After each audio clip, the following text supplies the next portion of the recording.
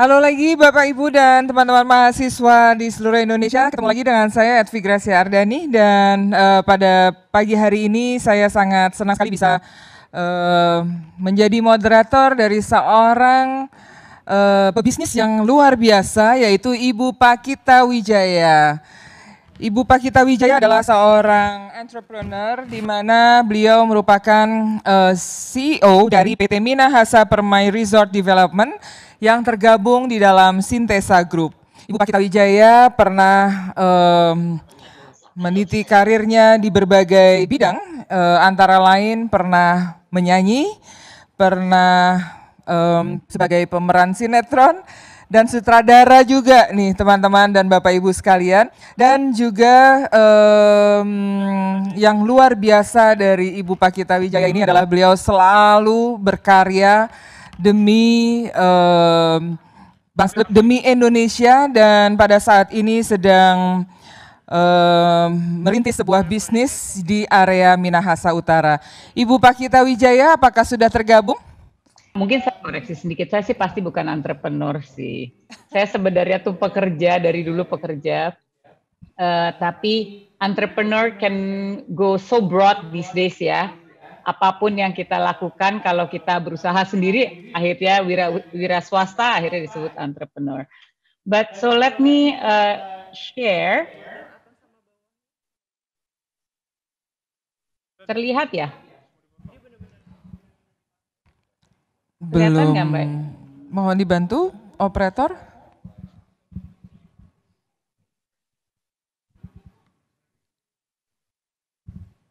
Ya, sudah terlihat. Sudah terlihat, oke. Jadi untuk pagi ini saya diminta sama Mbak Evi bicara mengenai personal values. Yang tentu saja erat hubungannya dengan the business or corporate or the things that you do. Nah, mungkin saya sedikit saja bicara mengenai what is personal value, what is the nature of values dulu ya. A value can be viewed as a conception, explicit or implicit, or what an individual or a group regards as desirable, and in terms of which he or they select from among alternatives available modes the means and ends of an action. Jadi basically everybody, semua manusia itu pasti ada personal values ya. Whether you want it or not, you have personal values. So, but what is exactly personal values? Ini kan memang dibilang explicit, dan a lot of people say, mungkin di dalam judulnya pagi ini juga bicara mengenai how you put personal value in your business. Ya, sebenarnya kalau menurut saya, biar bagaimanapun juga udah pasti, tanpa kita sadari, tanpa kita rencanakan, sudah pasti personal value will go inside your business or whatever it is that you do, literally. Saya ingin memperkenalkan, mungkin teman-teman juga sudah kenal di sini ya, yang namanya Edward Spranger. Jadi dia itu bikin satu buku yang judulnya Type of Man. Very very important book menurut saya, karena dulu orang manusia selalu hanya dilihat dari secara biologis saja gitu, keturunannya, genetiknya dan lain sebagainya. Namun di luar daripada itu ada yang namanya value yang juga membedakan masing-masing orang. Jadi kemudian dia membagi itu menjadi 6 kategori. Jadi the theoretical, the economic, the aesthetics, the social, the political, the religious. Ya. Nah, value classification ini yang sampai saat ini seringkali digunakan untuk mencari atau mereview executives, even on managerial levels gitu sebenarnya. Karena kita ingin tahu seperti apa orang yang akan di-hire. Kebetulan di company kami juga menggunakan itu, ya. Jadi seperti saya tadi katakan, personal values are important determinants in the choice of corporate strategy. Biar bagaimanapun, walaupun dia bukan owner company, walaupun dia hanya manajer, apalagi kalau dia eksekutif, pasti personal value setiap masing-masing orang akan berbeda-beda, dan itu akan membuat cara pikir dia berbeda. Saya ingin sedikit saja mengelaborate supaya ketahuannya apa sih semuanya itu. Oke. The theoretical. Ini orang yang interestnya adalah mencari yang kebenaran gitu ya, mencari kebenaran. Jadi dia suka menganalisa, dia suka mencari tahu, kemudian dia ingin melihat kemana sesuatu hal ini akan berjalan. Jadi semua dianalisa lah, ya tukang analisa lah istilahnya ya. Kemudian the economic atau the utilitarian, di mana orang ini jelas ya namanya juga economic. Pokoknya yang penting ekonominya, uangnya, waktu, resources, bagaimana seefisien mungkin dan lain sebagainya. Kemudian ada juga yang disebut the aesthetics. The aesthetics ini dia mengedepankan yang namanya harmoni, ya. Dia mengedepankan namanya kayak istilahnya semua tuh bersatu gitu, semuanya tuh in harmony with each other, balance out dan lain sebagainya. The social adalah orang yang sedang manusia, tentunya namanya juga so they're putting the highest value, love of the people. Jadi they are willing to invest their time, their resources untuk membantu potensi daripada staff-staff yang lain, anak buah yang lain atau kolega-koleganya. Kemudian the political atau orang yang individualistic, ya. Interestnya primarily is the power. Jadi dia bekerja itu mungkin mencari posisi, dia ingin selalu berada di posisi yang paling tinggi, ingin naik terus gitu. So power is important for this person. Kemudian of course there's the religious or the traditional one. Yang the highest value is unity. Ya, kalau tadi bedanya dengan aesthetics is more of harmony, balance. Kalau unity itu dia maunya semua bersatu. Kalau bisa pemimpin yang seperti ini kayaknya kalau membuat satu decision, kalau tidak quorum di antara kolega-koleganya mungkin dia kurang puas ya gitu. So these are the different types of people. Now let's go to us. What type of man am I? Kalau tadi disebutnya kan type of man ya oleh Spranger. Nah, what type of man am I? Jadi ini menurut saya yang sangat penting, dan ini yang mungkin nanti akan bisa menjadi topik pembicaraan kita ya. Ini untuk saya, passion is very important. Passion is important in anything that I do. Karena menurut saya passion itu contributes to success. Now, is everyone that lucky? Orang pikir, kan enak kalau misalnya ada modal, mah enak. Tadi saya sempat dengar sedikit, gimana nih kalau startup ada modal, nggak ada modal, gimana? How do we start? Kalau saya mungkin melihatnya dari sisi yang berbeda. Satu, choosing to be passionate and push your own limit. Jadi apapun yang kita kerjakan, kalau kita merasa bisa dengan hati, pasti rasanya akan beda dan kita terus akan berusaha. Now, the second one is always try to do better than what is expected of you. Jadi kalau misalnya kita ini katakanlah di sekolah nih ya, di sekolah, Ibu Edvi bilang ke murid-muridnya, sekarang kamu harus bikin analisa tentang obat A atau perdagangan A, or whatever it is. Tapi because you want to be better, to do better than what is expected of you, jadi fakta-faktanya itu lebih tajam, misalnya research-nya lebih matang, sehingga yang membaca itu bukan hanya sekedar analisa dengan 1-2 fakta atau research material, tapi mungkin dengan 5. Hal-hal seperti itu. The third one is always believe that you will be who you want to be. And I think that is very important, terutama buat anak-anak yang masih muda-muda ya. Belief is very important because belief creates hope. Jadi terus terang saya agak sedih, terutama setahun belakangan ini ya. Banyak sekali anak-anak muda yang istilahnya kayak menyerah lah gitu ya, menyerah, merasa kehilangan kesempatannya dan lain sebagainya. The loss of belief is the hardest menurut saya. And memang tidak ada yang bisa mengangkat diri kita kecuali diri kita sendiri. So important to know your worth. Well, this is a joke, right? Know your worth, then add tax. Maksudnya adalah kalau kamu merasa kamu ini worth 25, add another 2. So you really, really feel your worth. Now, I am worth it is very, very important. Saya mungkin sedikit cerita dulu deh. Saya balik ke sini, saya sedikit cerita. Saya sebagaimana mungkin tadi Ibu Evi juga sudah menjelaskan, I have always been in the art industry. Saya dari aktor, musisi, sutradara, pokoknya selalu bergerak, penulis, selalu bergerak di bidang seni.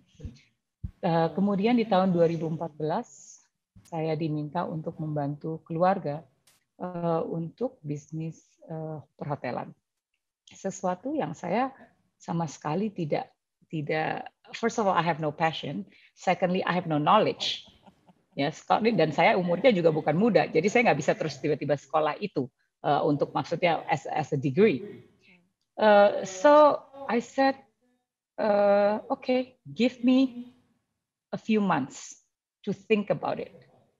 Now, what do I do during that few months? Except for the fact that I meditate.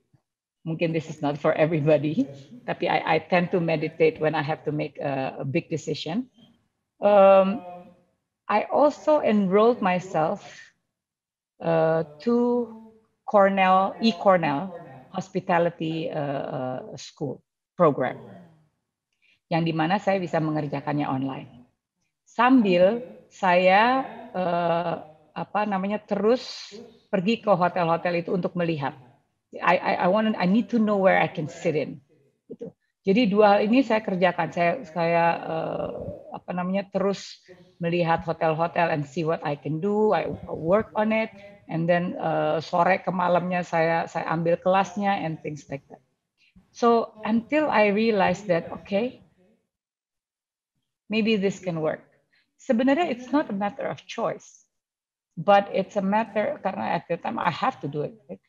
Tapi it's a matter of pada saat saya masuk, saya mau make sure saya masuk dengan enough knowledge dan enough passion. So this is how now I started doing the hotels, and seperti tadi Bu Evi katakan, Kali Kupang, which is another property, something that is not in my line of work. Tapi creativity comes a long way. It goes to any business or any venture that you go.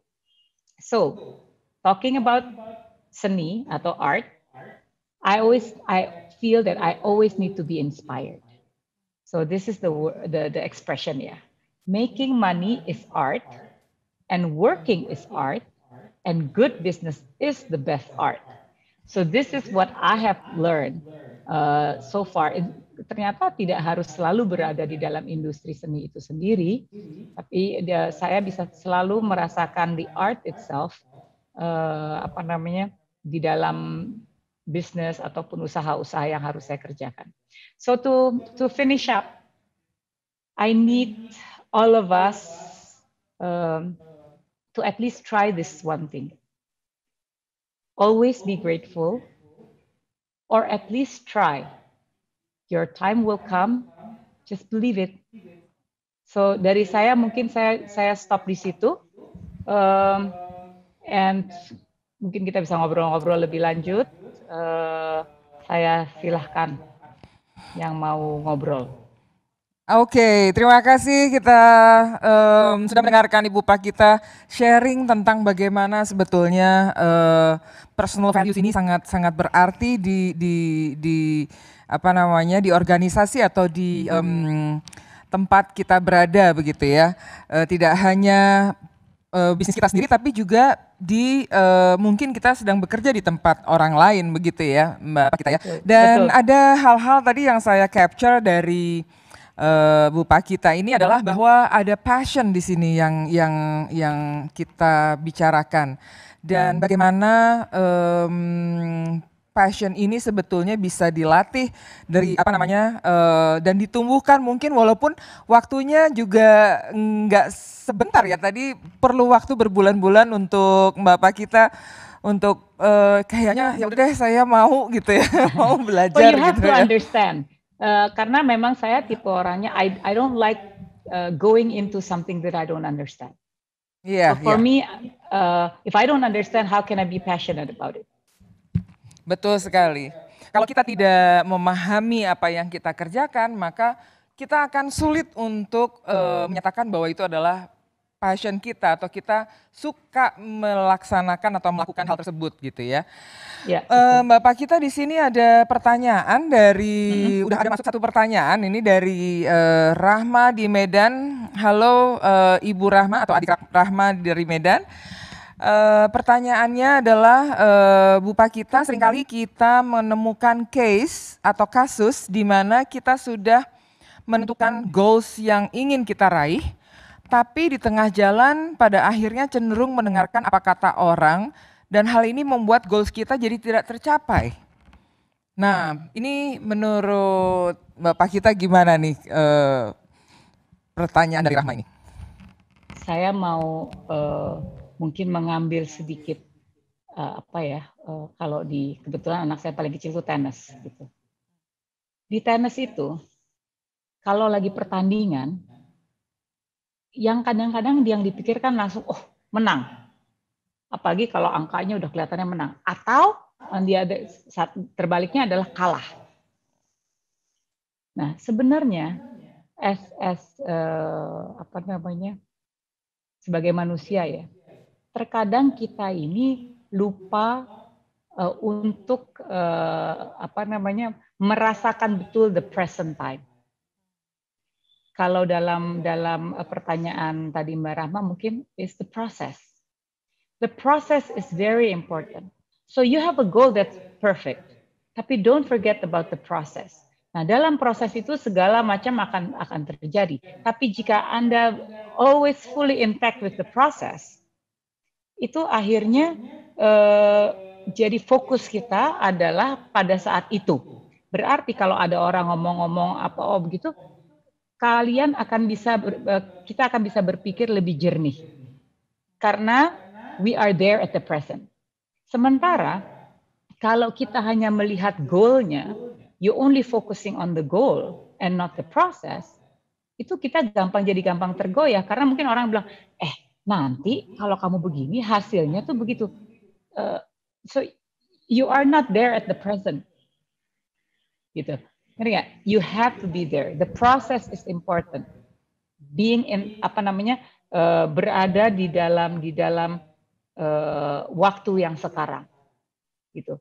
Set goal iya, tapi kitanya harus berada dalam present time ini. Kita harus berada dalam proses ini. Kita harus fully in charge pada proses ini. Sehingga apapun orang ngomong, kita akan menjadi lebih yakin karena kita merasakan prosesnya, tidak hanya melihat ujungnya saja. Walaupun kadang-kadang di dalam bisnis kita juga mesti fleksibel dan mesti mau bukan mendengarkan ya sebenarnya, tapi membuka pikiran gitu loh terhadap mungkin input orang juga. Tapi ini sebabnya proses itu menjadi penting, to understand the process, untuk mengerti proses, untuk berada dalam waktu itu. Jadi nggak bisa cuma mikirnya besok, harus yang sekarang yang penting. Jadi mungkin kalau bisa dirangkum di sini, mungkin kita boleh punya goals, walaupun apapun yang terjadi untuk meraih goals tersebut, kita harus tetap fokus pada goals walaupun prosesnya mungkin bisa terjadi banyak hal yang mempengaruhi gitu mungkin ya. Namun kita tetap perlu stick on apa namanya, kita harus tetap fokus dan kita juga harus tetap mendengarkan input dari orang untuk pengayaan diri kita untuk mencapai goals tersebut. Begitu betul. ya, tapi Mbak Kita ya. Menurut saya justru ya ini yang paling penting. You need to focus on present time. Yeah. You need to focus on present. Jadi kita nggak bisa, karena kebanyakan orang akan melihat, saya besok dapat job. Kalau saya pokoknya baru mau pitching udah mikirinnya saya dapat katakanlah 100.000 gitu. Tapi you're not focusing on the process. Bagaimana untuk mengarah ke situ, untuk mendapatkan itu. Jadi ini sama seperti tadi saya bilang, kalau pemain tenis itu kadang-kadang, jadi karena dia udah fokus menang, dia malah tidak fokus dengan prosesnya, akhirnya jadi berantakan mainnya. So you need to focus in what's in front of you right away. Jadi jangan hanya goalnya, tapi the process, how you get there, that's important. Luar biasa sekali ya, itu penting sekali karena kadang-kadang banyak sekali orang-orang itu yang berpikir bahwa hasil akhir itu adalah sesuatu yang paling penting gitu, padahal proses ini penting sekali.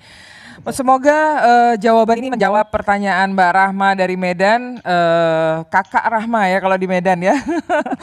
Oke, sebetulnya saya punya satu pertanyaan nih, tapi ini dari audiens kita ada yang bertanya dari Kalimantan Timur, dari Pak Ismail atau Bang Ismail nih di sini ya.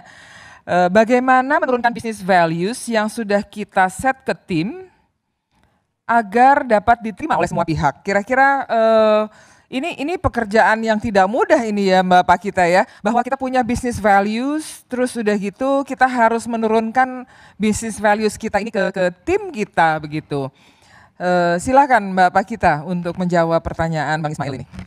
Ya, mungkin saya nih bukan orang yang terlalu percaya dengan business value. I believe in business strategy, tapi business value you can set up. Business strategy you can set up. You can set up your vision, you can set up your mission, you can set up your objectives of the business. Tapi values of something itu biasanya datang dari orangnya, dari manusianya. Karena itu tadi kayak pembicaraan saya di awal adalah apapun juga, kalau if you want to say business value, the business value will be the value of orang yang membuatnya, kan begitu. Karena the business itself, it's not something that bisa membuat value. So the business value, what we are saying here, mungkin dari Bapak itu adalah apakah ini the target, is it the objectives, atau apa gitu yang dimaksud? Karena what is the business value? Apakah hubungannya dengan ekonominya? Apakah hubungannya dengan estetiknya? Apakah hubungannya dengan kayak tadi dibilang politicalnya? What is it? Gitu. What's the business value? I mean, I believe that personal value will determine a business strategy, and every company will. Jadi kalau menurunkan, saya rasa ya, unless you, as misalnya Pak Ilham ya tadi ya, Pak Ilham adalah Pak Ismail adalah owner of the company, the one who set up the business value, like you said. Basically, if you lower it down, then you're lowering down your personal value, right? So that's my take on it, because I think this is the difference between business and the person that runs the business. Jadi mungkin mesti ngelihatnya lebih kepada strategi, Pak Ismail. Look at the strategy. Saya juga, I'm not a big believer saying lowering down atau menurunkan, tapi adjustment. Adjustment is a much more positive ya, kata yang lebih positif daripada menurunkan yang konotasinya tentu saja menjadi lebih negatif. Adjustment, it's always about adjustment. Nah, saya tidak terlalu jelas apakah mungkin Pak Ismail bilang cara menyampaikan your business strategy supaya bisa dimengerti banyak orang atau bagaimana. Tapi itu kan masalah komunikasi lagi ya, jadi agak sedikit berbeda lagi. Tapi the objectives of your business, your vision, your mission should remain. You can adjust it, tentunya ya, Anda bisa mengadjust. Tapi memang adjustment itu datangnya dari Anda, gitu loh. Bukan sesuatu yang karena Anda harus merubahnya karena personal value dari orang-orang yang berada di bawah Anda. Adjustment is okay, karena makanya ada mungkin kalau baca-baca lebih banyak lagi ya, ada cerita-cerita tentang CEO yang eksekutifnya tuh ditanya-tanyain gitu ya, mengenai satu decision bagaimana cara menaikkan mereka punya revenue gitu ya misalnya, itu bisa semua jawabannya beda-beda karena personal value dari masing-masing orang itu berbeda-beda. Dan jadi nanti dia mesti pikir dong, sebagai CEO dia harus menentukan oke, mana yang terbaik. Terkadang yang terbaik itu setelah mendapatkan input dari eksekutif yang lain, yang terbaik itu bukan ada di 1, 2, 3, tapi mungkin keempat yang kemudian menjadi adjustment daripada semuanya. Oke, berarti sebetulnya ini it is a communication problem kalau misalnya personal values atau values yang ingin kita share kepada tim member ini kurang dapat diterima begitu ya, Mbak Pakita ya. So. Yeah, I think it's more on a communication problem. Ya, jadi kalau kita bisa melihat ini sebagai sebuah masalah yang harus ditangani, artinya kitanya yang harus adjust, melakukan adjustment atau saya jadi bingung nih bahasa Indonesianya apa. Iya, melakukan adjustment di diri kita sehingga values yang ingin kita share kepada team members ini bisa diterima oleh mereka. Kira-kira seperti itu ya, Mbak Pakita ya. Jadi memang itu lebih ke komunikasi sih ya, daripada strateginya. Menurut saya kalau kayak gitu bukan strateginya lah yang harus dirubah, atau bukan even jangan sampai objektifnya yang harus dirubah gitu, karena merubah objektif dari sebuah company yang sudah di-build itu it's a big deal. Iya, ya. Karena begitu objektifnya itu diubah, maka semua rencana itu juga harus kita diubah, begitu ya? Betul.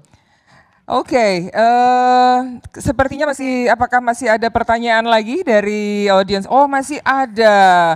Luar biasa.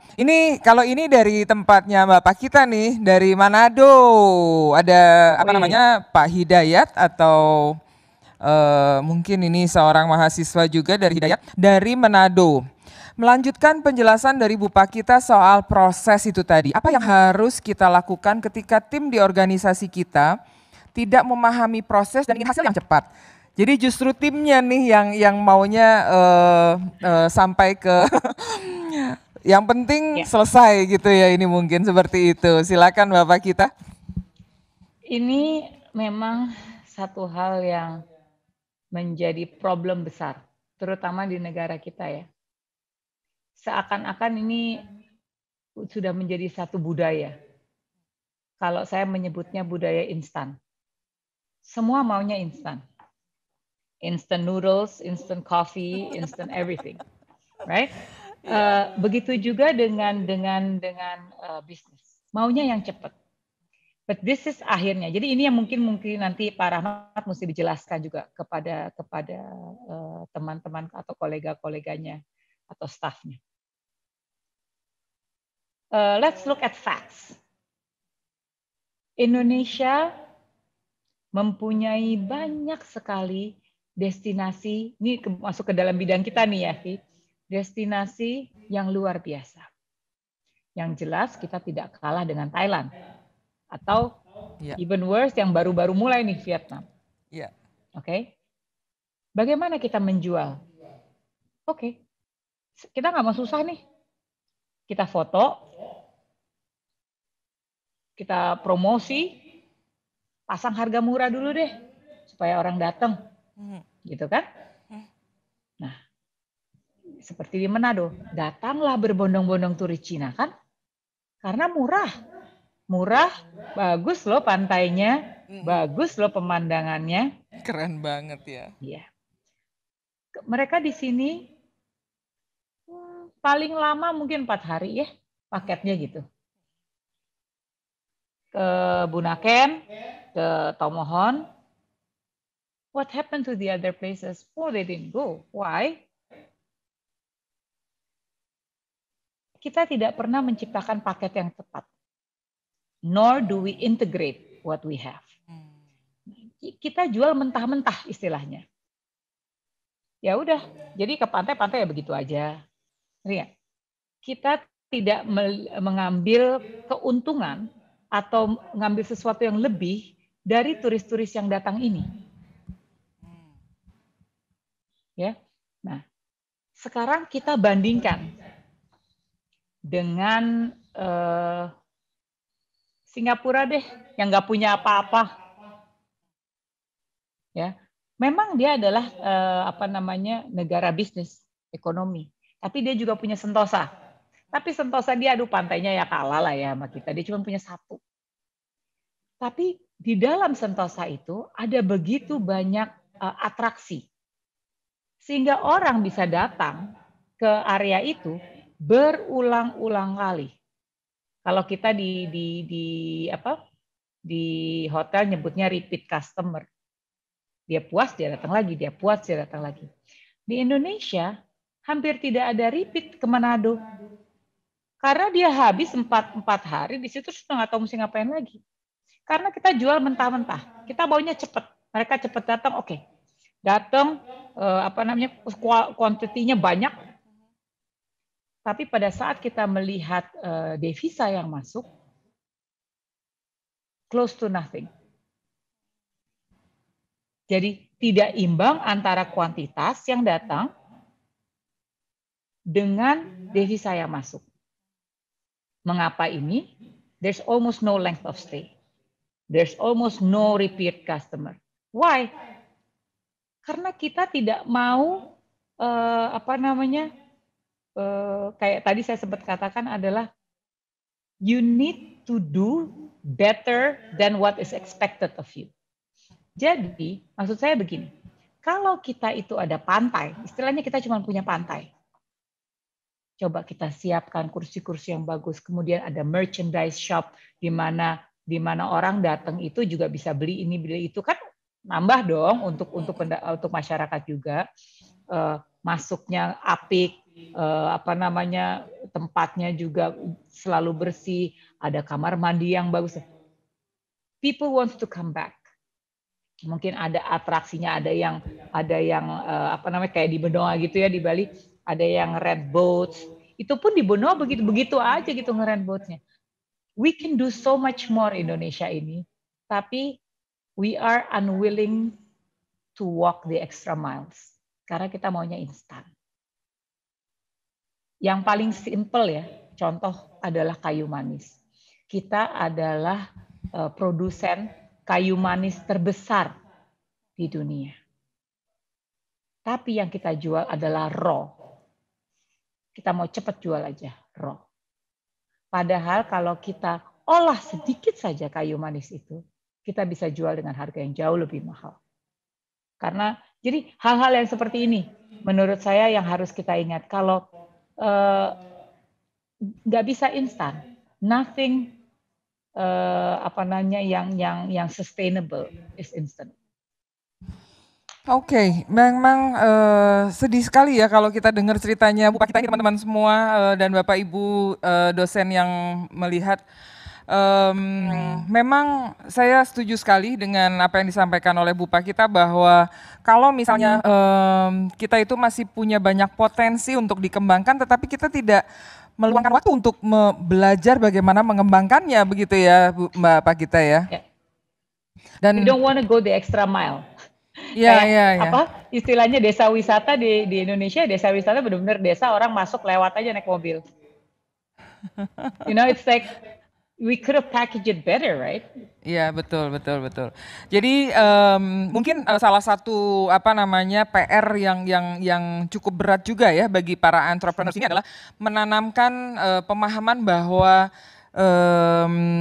dalam bekerja di perusahaan kita sebagai seorang entrepreneur misalnya, kita perlu memperhatikan proses. Jangan sampai ketika apa namanya hasil ini cepat didapat, maka habis itu sudah tidak ada apa-apa lagi gitu. Kita Betul, kalah sama negara lain. Bahkan Singapura yang kecil banget ini yang penduduknya nggak nyampe setengah dari penduduk Jakarta ini bisa jauh lebih berkembang begitu ya, Mbak kita ya.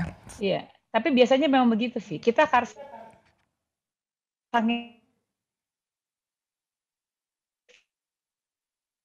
Aduh, sinyalnya agak jadi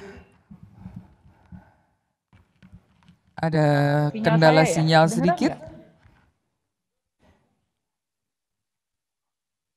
Oke, Kedengeran Bapak nggak kita bisa Kedengeran? mendengar kah? Saya dengar. Oke, siap.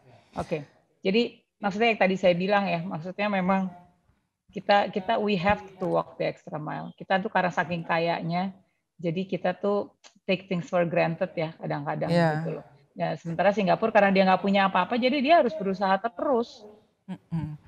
Kita terlena dengan kekayaan alam, kita terlena dengan luasnya Kekayaan Indonesia, budaya. sehingga kita sama sekali tidak apa ya, kayaknya hidup enak, hidup tenang gitu. Tapi kita ketinggalan jauh kalau dibandingkan dengan negara-negara lain.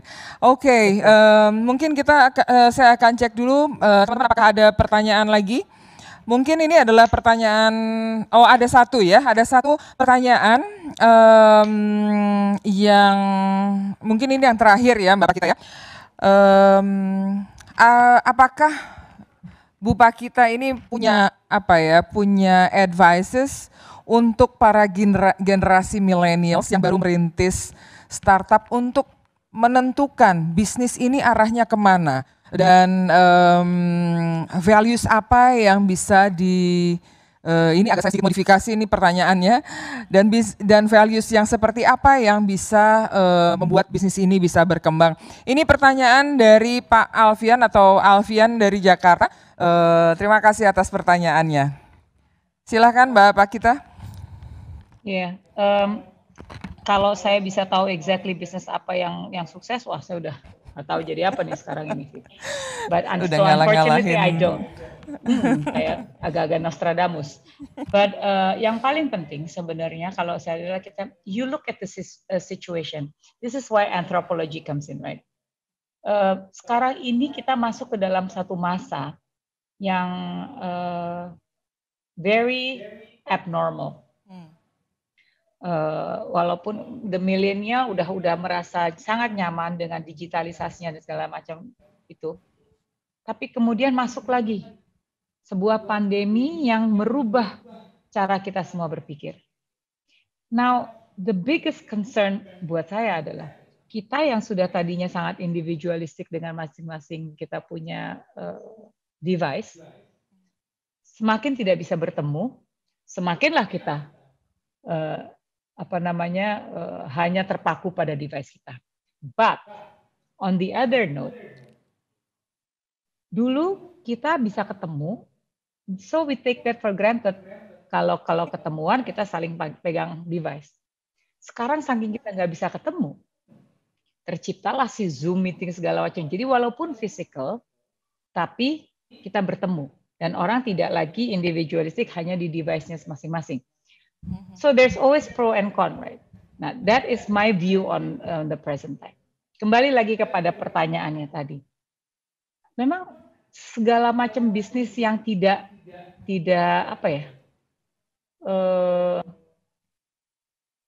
belum terlihat saat ini bisa menjadi sesuatu yang menarik. Menurut saya, bisnis yang paling lukratif saat ini adalah bisnis yang bisa memfasilitasi kebutuhan manusia. Unfortunately, kalau kita nggak kemana-mana, kita bajunya begitu-begitu aja. Saya tiap hari pakai baju kayaknya sama. gitu. So I really don't need to go shopping for shoes or bags, because we don't go anywhere. At least at this point, nggak tahu nantinya. Tapi sekarang lihat bisnis-bisnis yang justru malah maju. Karena orang nggak bisa pergi keluar makan, they tend to dine in. Mulailah tiba-tiba semua orang jago masak, ya kan? But that's good. Membantu kita yang nggak mau ribet dan membantu mereka yang mungkin tadinya kerja di company A tapi karena because of COVID, you don't get that job anymore. You don't have that job anymore. So to my opinion adalah selalu look at what people need. Look what you need. Karena mulainya mesti dari situ ya, kebutuhan. Gojek is the same. Gojek itu kan sebenarnya bukan sesuatu yang baru. Yang namanya ojek itu kan dari dulu kita pakai, iya kan? Tapi bagaimana kebutuhan itu kemudian di-merge menjadi satu, sehingga orang dengan mudahnya mencari supir Gojek, gitu kan? So, ini adalah kebutuhan. I think necessity is very important right now. So, if I can give any suggestion, you have to look at your surrounding. What do they need? And work from there. Oke, berarti kalau boleh saya simpulkan di sini, sebetulnya apapun yang kita lakukan di dalam menentukan bisnis kita, itu akan sangat tergantung dari sisi humanity-nya, sisi manusianya begitu ya. Kita harus bisa memahami manusia dan mungkin lebih jauh lagi adalah memahami kebutuhan manusia itu sendiri. Dengan kita bisa memahami orang lain, mungkin ini akan membentuk values di perusahaan kita, begitu mungkin ya Mbak Kita ya? Ya. Oke, sepertinya kita akan segera mengakhiri kuliah umum dari Bu Pakita pada pagi hari ini. Dan terima kasih saya ucapkan kepada Ibu Pakita Wijaya yang sudah meluangkan waktu. Luar biasa, ini pasti membuat presentasinya perlu waktu yang cukup lama ini.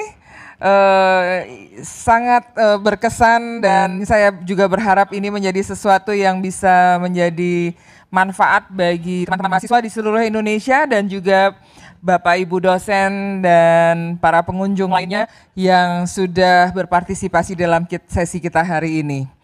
Terima kasih Bu Pakita Wijaya. Terima kasih semuanya.